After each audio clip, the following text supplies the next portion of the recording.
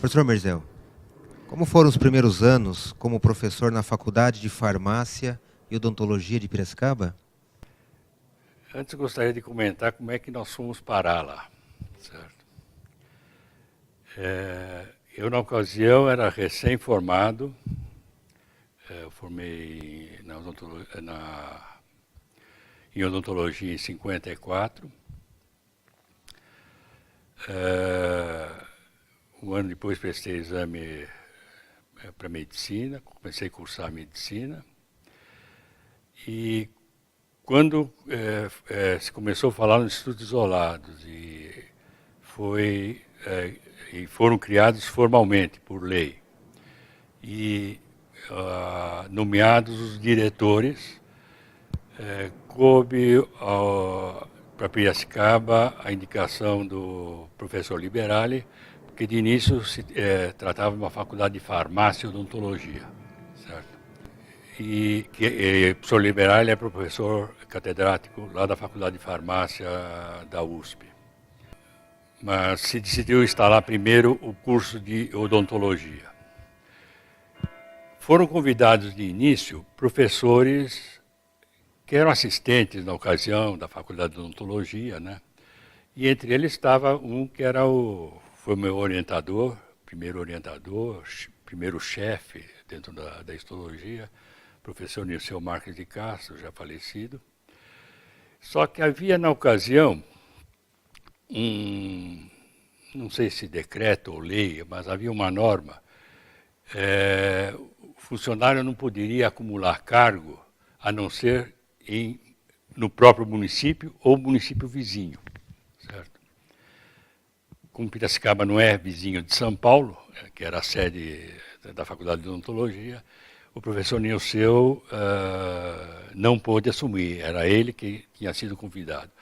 Como também, eu não me lembro agora quem, foi convidado para materiais dentários, quem não pôde assumir, né? E, enfim, nenhum assistente ou livre-docente da USP naquela ocasião não poderia assumir Piracicaba, a não ser que se desligasse da USP, né? E aí a saída foram contratar os bagrinhos, que éramos nós. Eu era, na ocasião, uma espécie de monitor da histologia, estudante de medicina, mas monitor da histologia, e fomos para lá. E fomos, eu e outros, com muitas críticas, né, dos mais velhos. É que vai instalar a faculdade, os meninos aí que não saíram dos coeiros ainda, né? Bom, mas nós não estávamos tirando o lugar de ninguém.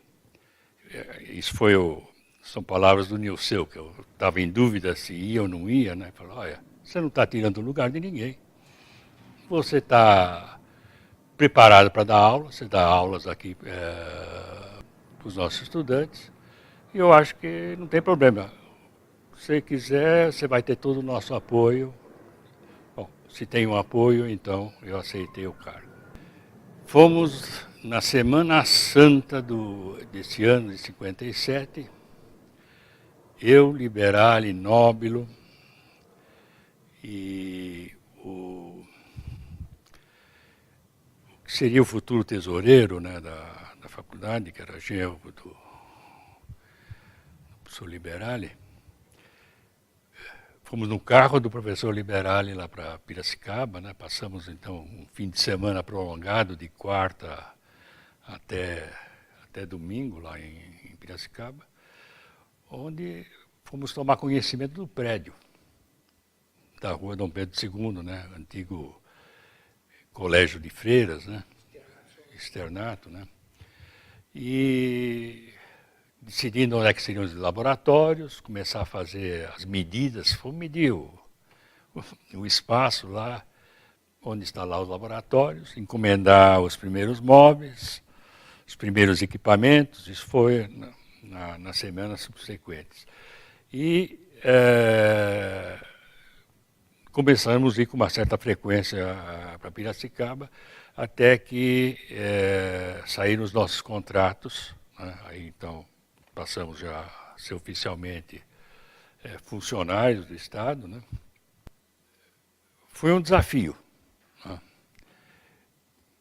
que eu reputo que eu acho que todos nós, esses iniciantes, foram felizes em superar esse desafio. Certo? De instalar, praticamente nós instalamos a Faculdade de Odontologia. Os professores eram o professor Liberali, o senhor... Não, Liberali é diretor, diretor, né? É claro que ele dava toda a retaguarda, não só administrativa, mas também funcional, né? Sempre cobrou resultados. E os primeiros contratados fomos eu, professor Nóbilo, professor Runke, professor Ferraz, Plínio e Pedro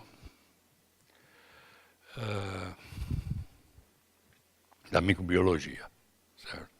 Então nós começamos, provavelmente, a data não tenho certeza, em 13 de julho começamos o curso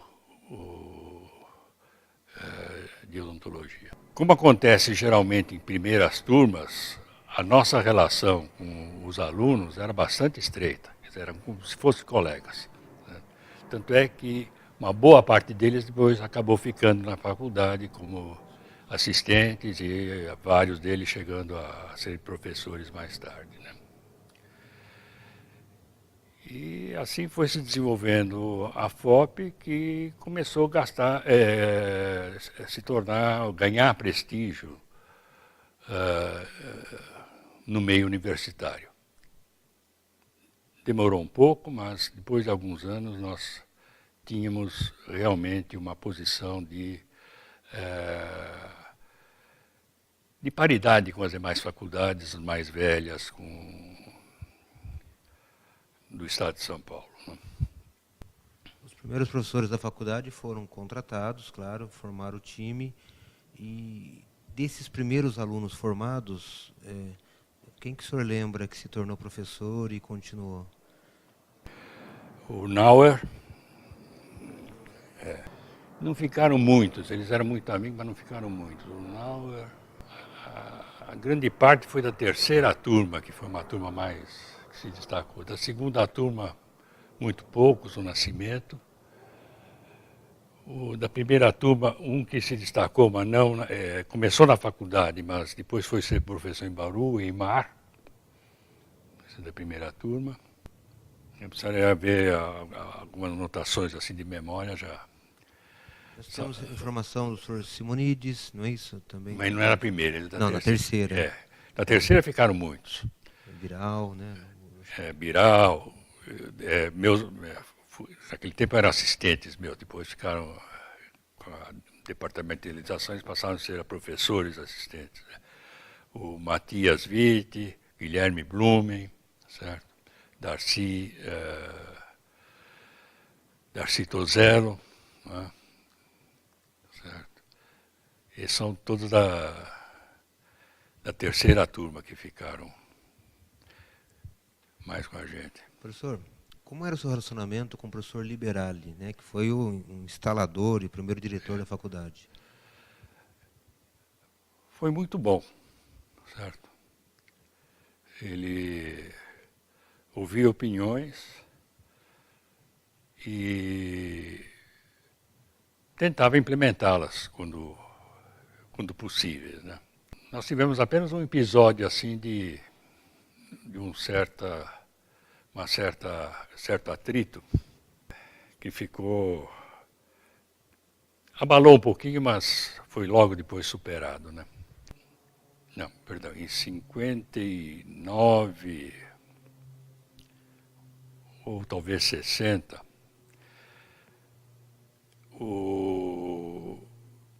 foi criada a carreira universitária para o estado de São Paulo.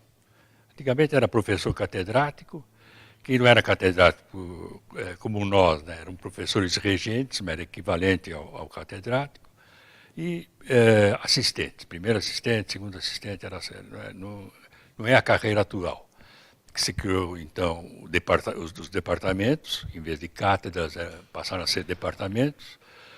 Os professores seriam titulares, não mais catedráticos, tá certo?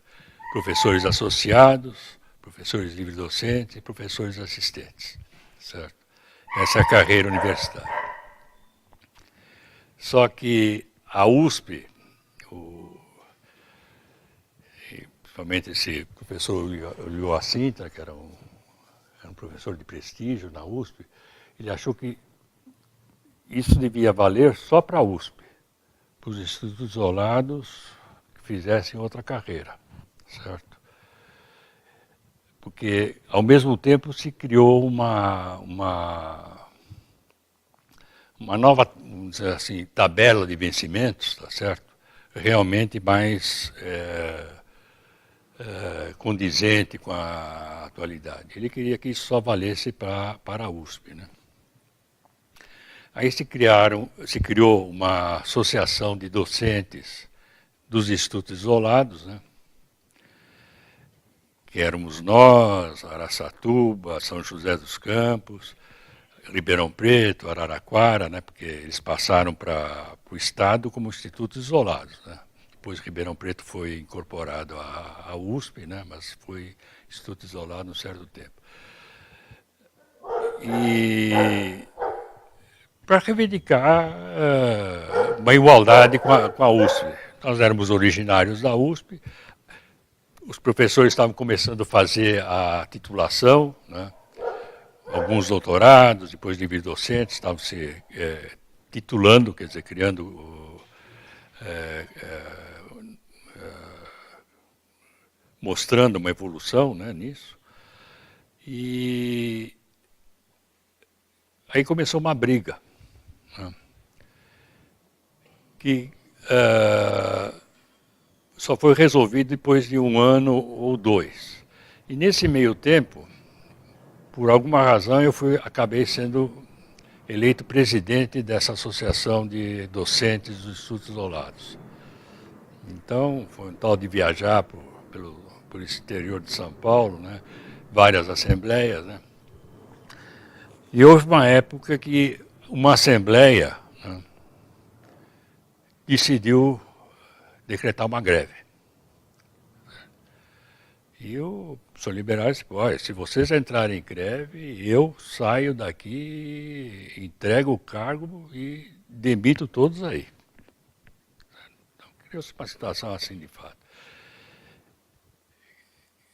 Que acabou não acontecendo, porque o governador do então, o Adhemar, atendendo, eu acho que já me referi a isso, que o primeiro órgão controlador desses isolados era um conselho presidido pelo reitor da USP, isso foi da lei da criação. Quando se criou o Conselho Estadual, o Conselho Estadual foi presidido pelo professor Zefino Vaz, ele achou que os institutos isolados deviam passar sob o controle, sobre a égide do Conselho, Câmara Superior do Conselho Estadual de Educação. E o professor Zeferino foi favorável ao pleito dos professores, dos docentes dos institutos isolados, e conseguiu com o governo, que era então Adhemar de Barros, a igualdade das carreiras e dos salários à da USP, né?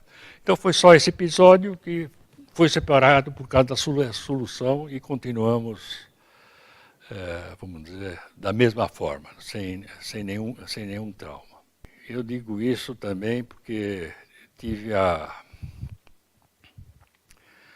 honra, por designação do seu pai, Plínio, né, numa sessão que fizemos da congregação lá da FOP, em homenagem póstuma ao Liberale, que havia falecido, né, eu é que fiz o discurso em homenagem ao professor Liberale, né. Então esses foram os primeiros passos da FOP. Daí por diante fomos seguindo em frente. O senhor apresentou os primeiros professores. O senhor se lembra dos primeiros funcionários que começaram então em 57 também? Era o Laudo, agora que eu lembrei o nome do engenheiro liberal, o Laudo, né? Daqui a pouco me lembro do sobrenome dele. o Natali, que era o secretário, Lauro Natali, Laudo era o tesoureiro. Falamos do Antônio Maciente. O Maciente, vou chamar do apelido, que é o único que me lembro, Camaradinha.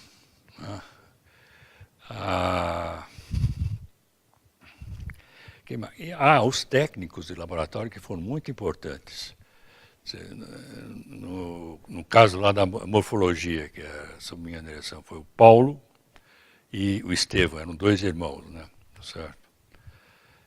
Foram técnicos muito importantes. E todas as cadeiras, mesmo no início, a prótese, materiais dentários, todos eles tiveram técnicos nomeados. Não vou lembrar o nome de todos, que 60 anos... O senhor teve um privilégio de começar a faculdade em Piracicaba, né, como professor em 57, mas o senhor me corrija agora, o senhor teve o privilégio também de se mudar, né, isso, para o novo prédio como diretor. O senhor foi o 3º diretor da faculdade. Isso, foi. De 73 a 78, Isso. né? Como foi esse período? Foi uma experiência nova, né, dirigir uma faculdade, aliás, nova e única, né? Eu tive 2 preocupações. Primeiro, como eu disse, é estimular o máximo possível a pesquisa. Não faltou verba nenhuma. Quem estivesse fazendo pesquisa precisasse de auxílio das verbas limitadas. Mas tinha sempre o recurso de solicitar verbas da Fundação de Amparo à Pesquisa, a FAPESP, ao CNPq, tá certo? E sempre com aval da faculdade. A outra linha de ação foi de começar a pensar no ensino, que foi, para mim, vamos dizer, a tarefa mais gratificante. Nós começamos nós tínhamos seminários, os professores eram convocados, né, para discutir. E havia temas sobre o ensino, o que fazer e tal. Isso repercutiu, de uma certa maneira, isso acabou sendo captado pela Kellogg, que resolveu fazer um programa de inovação em ensino em odontologia. E acabou escolhendo, segundo o representante da Kellogg aqui, que era o professor Mário Chaves, ele escolheu uma faculdade tradicional, que foi a Faculdade de Odontologia de Porto Alegre, de Rio Grande do Sul, em Porto Alegre, uma faculdade, vamos dizer, de vida jovem, mas de vida, foi a nossa escolhida, e uma faculdade nova, certo? Que foi a Faculdade de Minas, que era uma faculdade jovem e particular, que estivessem dispostos a trabalhar a inovação, né? Então, desses seminários, vamos dizer, o resultado foi essa organização de pré-clínicas, clínicas e cadeiras básicas, né? Houve tentativa de integração das várias matérias, das várias áreas, e se produziu uma série de documentos. Foram feitos 3 ou 4 seminários internacionais, patrocinados pela Kellogg. E esse programa teve a duração de 3 anos e nós recebemos verbas para fazer isso, né, da Fundação Kellogg. Então essa foi a principal, digamos assim, realização. E, é claro, terminar o prédio novo, que também foi uma luta, porque foi feito um projeto, ganhou um certo escritório. A Unicamp, que estava em fase de construção, né, e tinha também um escritório técnico lá na Unicamp, não concordou muito com o projeto. Que, aliás, não concordou à toa. É que eles detectaram que esse projeto seria muito caro da maneira que foi projetado por essa firma que, digamos assim, ganhou a concorrência inicial, né? Podia ser feito coisa melhor. E o projeto já tinha sido iniciado por essa outra firma, né, nos moldes que eles acharam, que seriam vãos livres enormes, né, tá certo? Isso torna muito cara a estrutura. E nós tivemos que concordar com isso e foi desfeito o contrato com essa outra firma e o escritório técnico da Unicamp, que tinha um arquiteto, tinha um engenheiro, assumiu a reforma do edifício, a adaptação do edifício. Isso atrasou um pouco a obra, mas no fim acabou saindo o prédio principal que está lá, né? Sempre que quando há obras novas, tem os que tomam cuidado, porque os projetos internos de funcionamento foi de cada departamento, de cada cadeira. Quer dizer, os professores devem dizer quantas salas eu quero, quanto laboratório, o que é isso, tudo isso tinha que ser, digamos assim, projetado e passado para o arquiteto para ele colocar isso. Foi feito de uma maneira, projeto antigo, teve que ser refeito no projeto novo. E nisso sempre há os que são, digamos assim, diligentes, preocupados e tratam de fazer o trabalho, e outros que, deixa para lá, não vai sair mesmo, tem às vezes essa mentalidade, né? Até, não era porque eu era diretor, mas falavam, a morfologia vai virar faculdade, porque pegou uma área enorme, né, tá certo?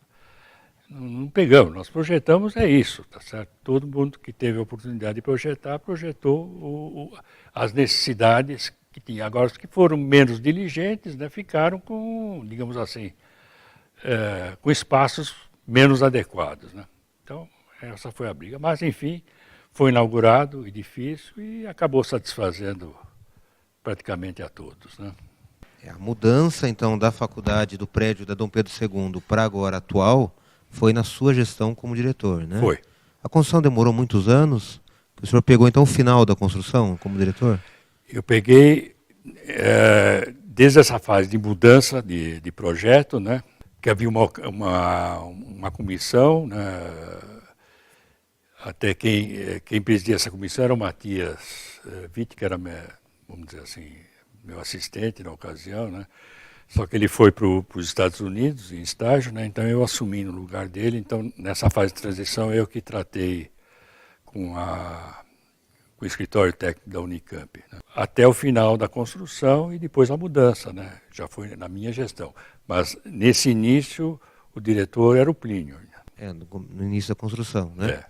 Mas quando o senhor se muda, Plínio, todos os laboratórios se mudaram ou foi em partes, em etapas? Não, praticamente a mudança foi de uma vez só, né? E o prédio antigo foi destinado, a clínica ficou lá, né? Foi destinado a cursos de especialização e cursos técnicos. Instalou o curso de prótese, né? Tá certo?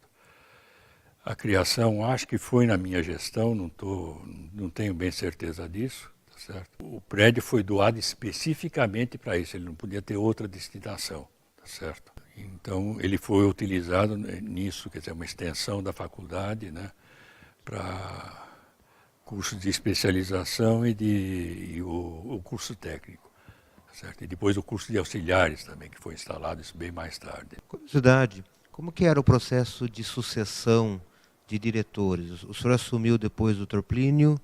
Né? Eu era associado do Plínio, sim, certo?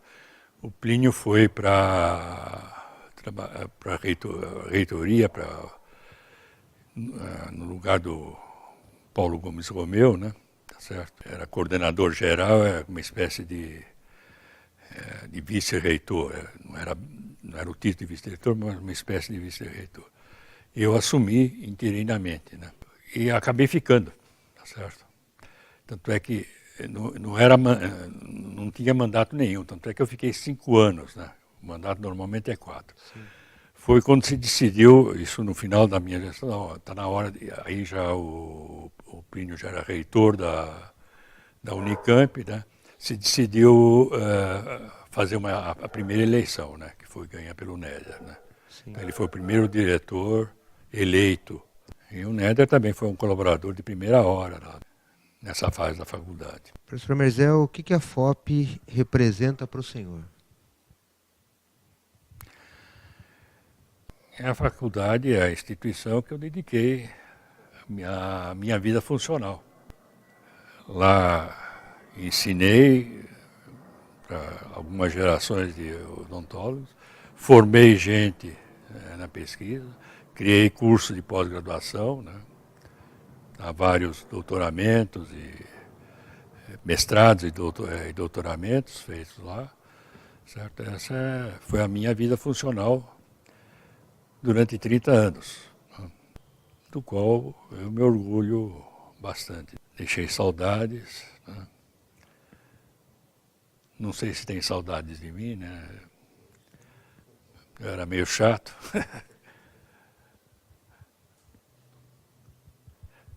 Mas tenho grandes amigos lá, ainda hoje. Ok, muito obrigado.